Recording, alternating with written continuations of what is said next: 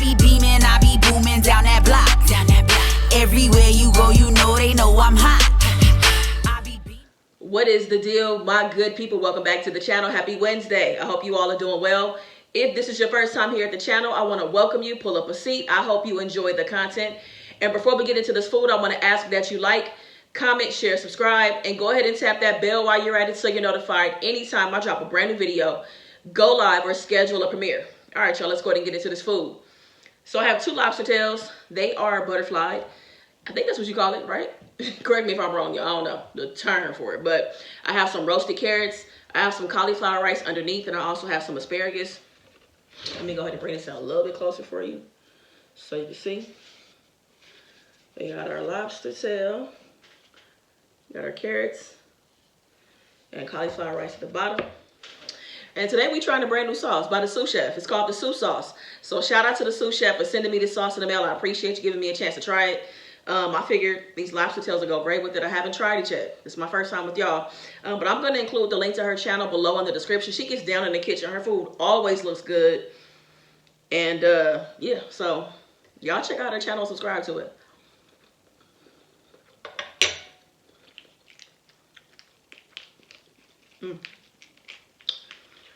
Middle of the week, y'all. We almost there. We are almost there. I'm gonna give y'all some lobster and some of this sauce as well. It smells so good when it was warming up.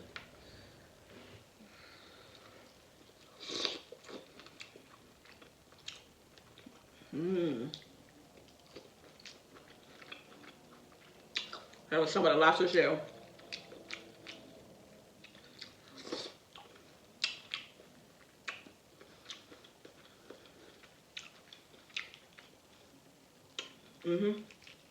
I like that a lot. I'm about to put everything in there. It has a little hint of, it's sweet, a little bit of sweetness, a little bit of heat. So it kind of has the sweet heat that I like. I taste something citrus.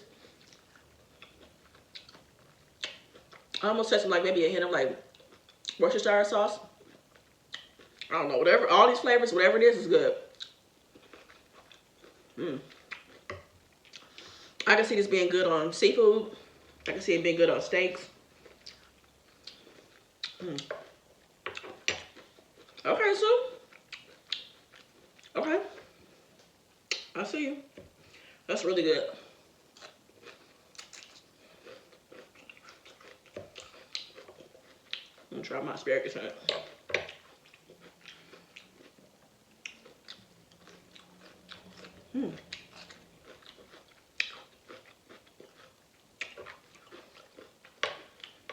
That is good. It is. Wow. And I love because it tastes so different than what I've had in other sauces. It tastes really good. Okay, I'm impressed. This is good. I cannot wait. I have some more left in the refrigerator.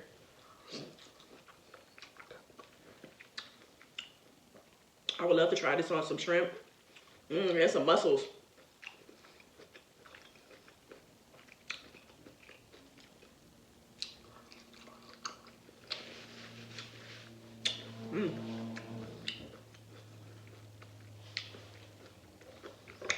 That's so good.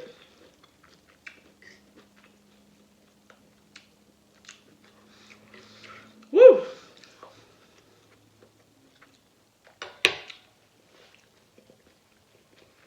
Yo, I'm sorry, I was hungry. I am hungry.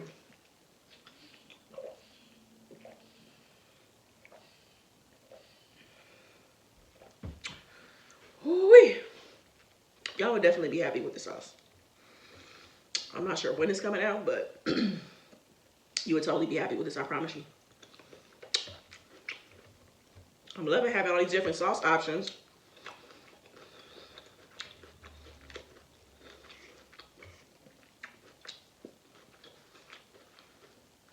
The cauliflower rice, I didn't do anything real special to it. It was the frozen kind. It was cooked over olive oil. Seasoned it with like garlic salt, garlic powder. Super simple. I thought about making a cauliflower mash, but I just kept it simple. It's a really fast meal.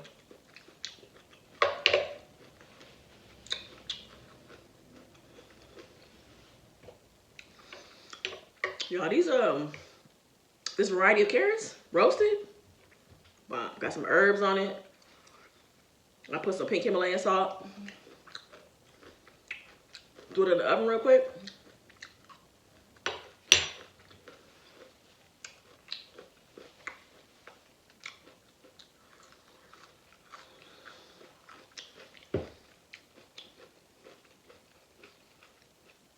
This week is going by so fast.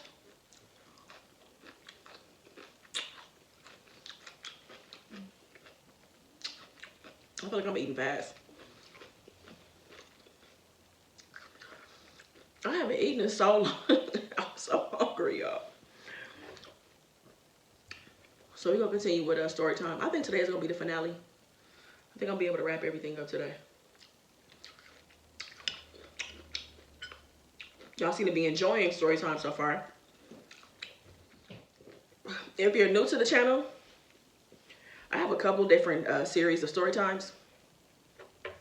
So go ahead and click on playlists and kind of, you know, find your way around. I have them all titled for the story time, so you can get to know more about me and different parts of my life. I'm out here telling everything, so.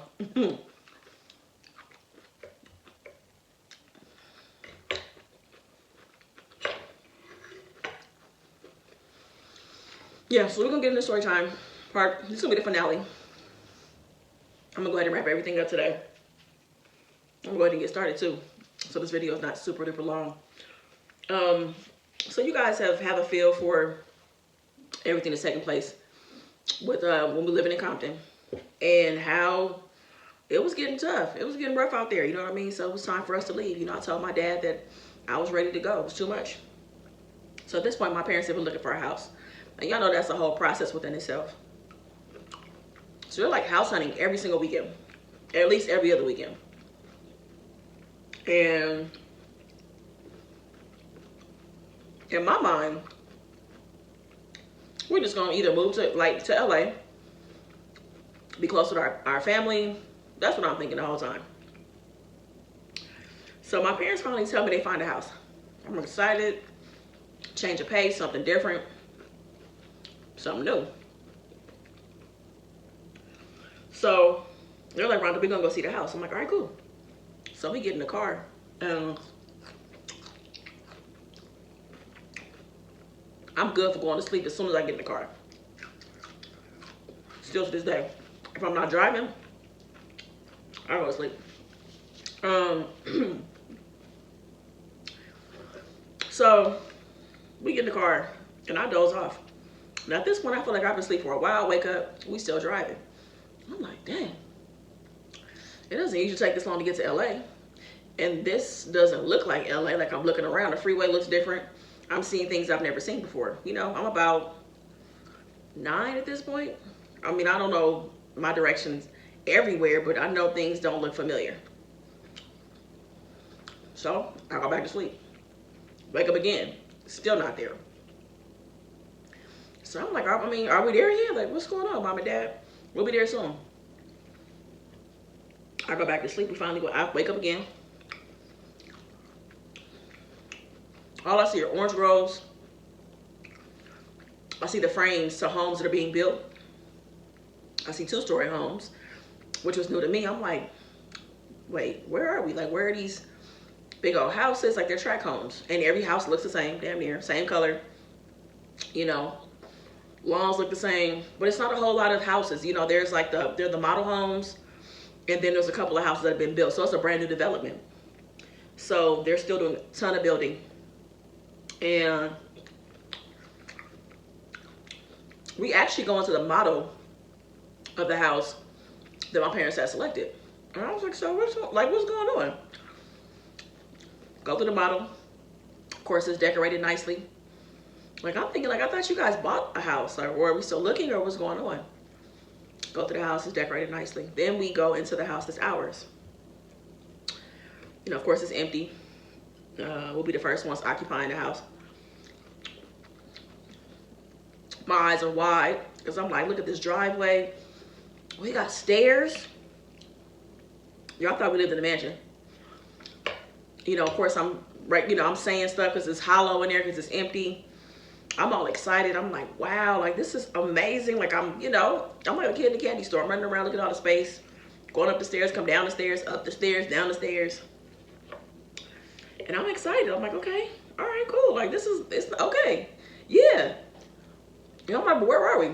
So mom tells me where we are, tells me how far we are from everybody, and I get sad. Because for me, all I think about is just not being able to see my grandmother as often as I like, not seeing my cousins, you know, having to leave all of my friends. I'm like, I feel like I wouldn't have known what to call it, but you know, my heart started racing because I'm thinking about all the new things I have to now deal with. I have to make new friends. I'm gonna have to go to a new school. And then my mom tells me, well, Rhonda, you're actually gonna finish school in LA, because my parents still worked in LA. So we as a family were gonna be commuting from the suburbs to LA, okay? Like I said, depending on where you're going in the city, that's about at least a 60 to 70 mile drive. So that did give me a sense of relief because I, you know, go back to what's familiar in terms of school, my friends. And then, you know, we just said we'd have to see our family on the weekends. So I'm like, okay, I mean, that's not too bad because that's when I see my family anyway, because everybody was so busy working and going to school and doing, you know, their family stuff during the week. That's when I would see my family on the weekends. So I'm like, all right, this might be able to work. So mind you, when we went, the neighborhood is still, only has a few homes. I haven't really seen anybody in the neighborhood. Don't really know who our neighbors would be or what the, you know, what the demographics are. I don't know much of anything. So we go back home and we start our transition with packing our 800 square foot house up to now moving to this house that's like at least three times that size, 3 if not 4. So we're making this transition, moving trucks, saying my goodbyes to my friends in Compton. You know, as kids, you think you're gonna see people again, but I knew I wasn't gonna see them again. You know, I was sad. You know, even Ray Ray, it was sad knowing I wasn't gonna see Ray Ray anymore. So saying bye to Candace, saying bye to the other kids in the neighborhood, and they were sad to see me go. I mean, I think we all at one point was outside crying together.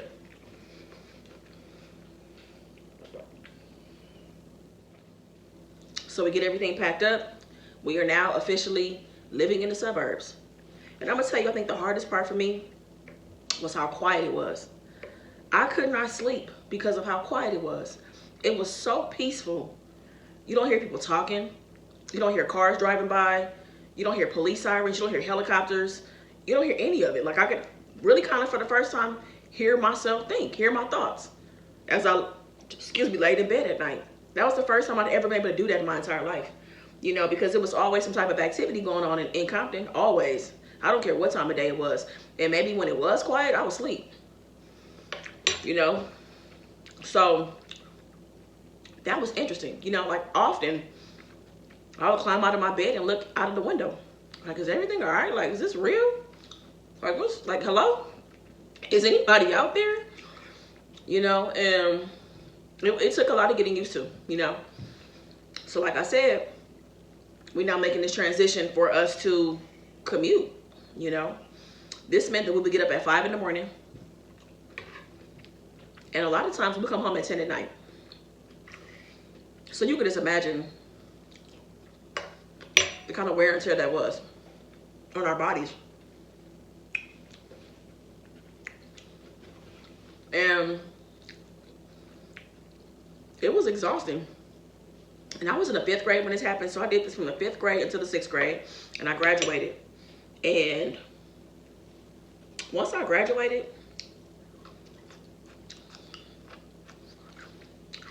my parents were like, Rhonda, you're going to have to start going to school out here. It's too much. Because it was. Let me tell you how bad it would be. So again, we get up at 5 in the morning. Come home at 10 at night. I was barely getting my homework done. Just dog tired. Eating. We would eat dinner really late at night. You know what I'm saying? Grabbing fast food. when we, you know, make it back to the house or in the city, you know, where we live, grabbing something late at night. My mom having to help me with my homework, damn near doing my homework.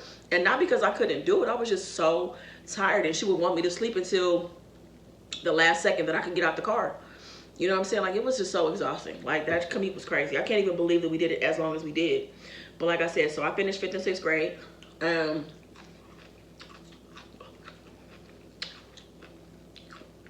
It was now time for me to go to school in the suburbs, you know, for the first time. And I was terrified. At this point, I'm kind of picking up on the suburbs and what it is. You know, I don't hang out a whole lot. It's not a lot of kids in the neighborhood. But I am recognizing that it is people who are of different races, you know. And predominantly white people, honestly. But there were some brown folks, a handful of brown folks. Definitely back then didn't really see any black folks out in the suburbs at all, you know. And that took it some getting used to. But I wasn't really caught up in it because I was still going, you know, in my familiar environment, because I was still going to the school, you know, that I was used to, you know. So when it was time to make that transition into me going to junior high school, y'all, I had to catch the bus for the first time. And when I got to that bus stop, I just couldn't believe it. I think I was the only black person on that school bus. And I don't feel like people were staring at me, but I just felt so out of place. I really did. I didn't feel like I belonged at all. I didn't feel any familiarity. I didn't feel welcome. I didn't feel any of that. You know what I'm saying? And not that I wanted people to be like, hey, you're the new kid. It wasn't like that. It just felt odd. It just felt so odd. I had felt so out of place. And I wanted to go back to LA so bad. I remember crying.